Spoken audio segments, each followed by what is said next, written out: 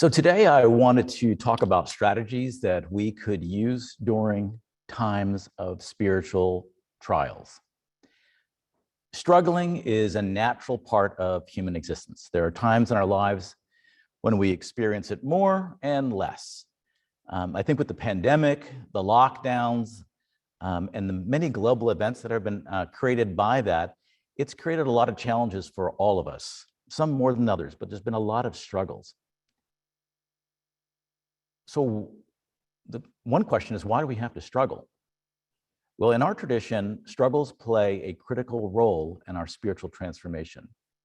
Much like the work we do with our physical bodies by walking and lifting and moving against gravity to build muscle, so too our spirit works against temptation and it builds spiritual muscle.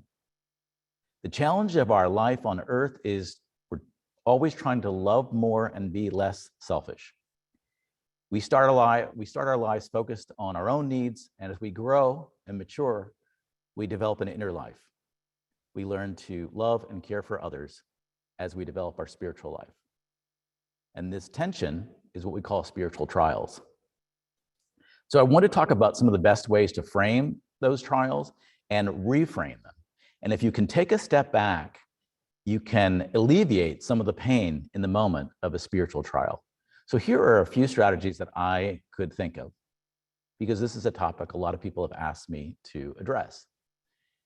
So the first is that if you can step back in the midst of a difficult time, realize that growth, spiritual growth, is a gift. And the only way we grow spiritually is by overcoming temptations. While it might be tough, the alternative, if we think about it, is much worse. People who choose not to grow spiritually at all might appear like they're having an easier life, but by never growing, they get stuck.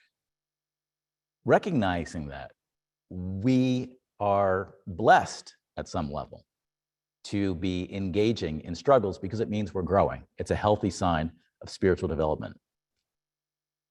If we had no challenges in our life, we would actually die spiritually.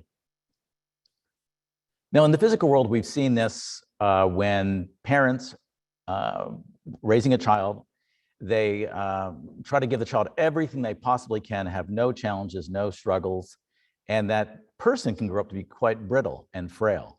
You may know the story of the Buddha. The story of the Buddha was a very rich young man whose family kept him away from all suffering, and then he happened to, as he got older, start to experience suffering and didn't know how to deal with it.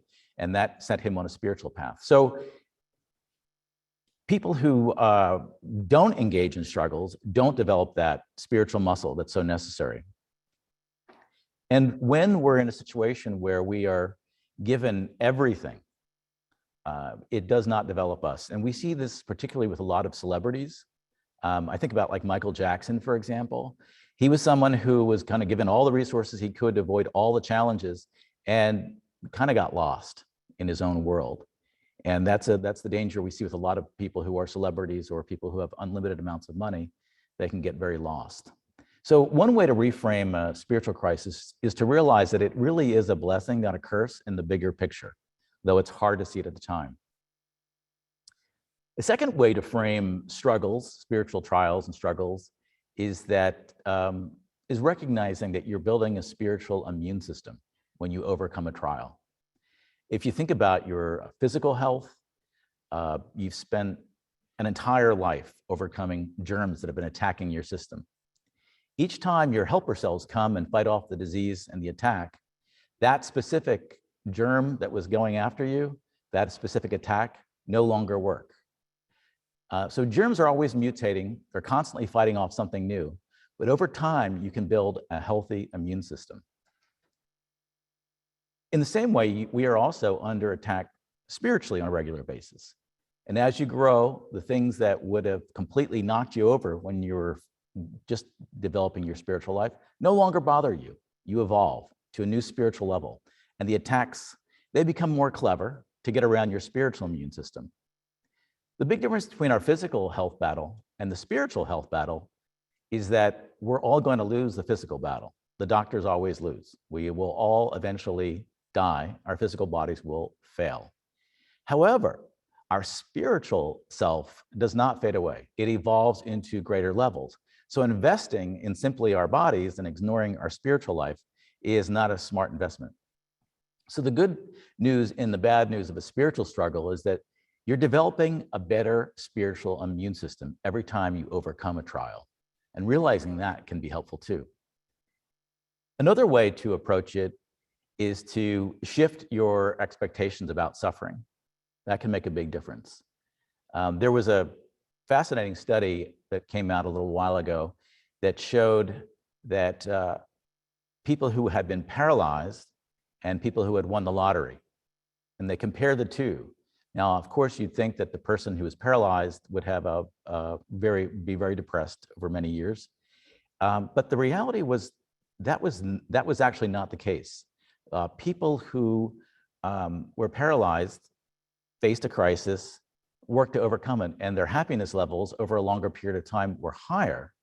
Whereas people who won the lottery and sort of got everything they ever wanted, which we all think is money, or it's going to solve everything if we get enough of it, they end up finding over many years later being more depressed because it actually didn't lead to happiness.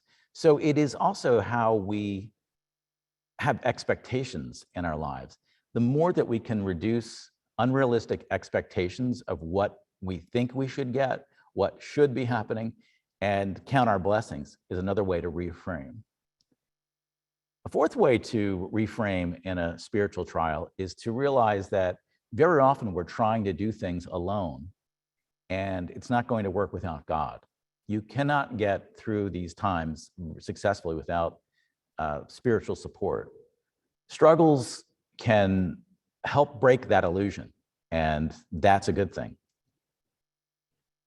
Very often, if you think about a bad experience in your life, you'll remember looking back that it felt horrible at the time, but years later, you can see that it could be changed, and it may have been one of the most important changes in your life. It created new awareness. So just having that shifted focus that you're not alone, you're with God, and that in the long run, this could be a good thing can help too.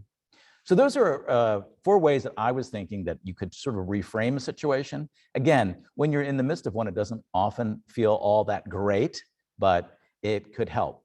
Now, what are some practical things when you're in the midst of a spiritual trial to help you move through it quickly? Well, first, I think having a mantra or a phrase that you like to say can really help. Something as simple as saying, Christ be with me, God be with me, Lord help me. Anything like that can be a really great refrain and a strategy in those moments. Another strategy is to imagine a positive outcome that you'd like to see from the situation. Imagining the future can be really helpful in the moment. And a nice phrase to say to yourself in that time is, this too shall pass. It always does. Finally, one of the best strategies I've heard was taught to me by my own coach, Tim Kelly, who we had featured here for Sunday service. During a particularly challenging time, he told me, write down what you are learning through this crisis. And he encouraged me to write it down as a lesson that I was learning. And that's very helpful, because if it is a lesson that you're learning, the faster you learn the lesson, the faster you can move through it. If you refuse to learn the lesson, it's very likely you'll keep repeating it and repeating it, repeating it. So next time that you're in a spiritual crisis, if you can just maybe even just write down, I think this is what I'm working through, and this is where I'm growing, and this is what I need to do. And that can help too. Okay, so suffering and downtimes in our life, it's no picnic. I don't want to make it sound any easier. It's different for different people. It's always a challenge, but I'm hoping that you can have someone in your life you can reach out to for help. You certainly have God to help you through these crises, and realize that we're all going through them, everybody, even the people who look like they've got their act together, or they're also struggling. And just keep in mind that you're building your soul, and that has eternal significance. So in the fitness world, they say no pain, no gain. And it's true for our souls as much as it is for our bodies. It might feel like a pain when you're facing spiritual challenges, but hold on tight, because though it's hard to see, angels are working on your behalf. and there will be a blessing on the other side of it. Amen.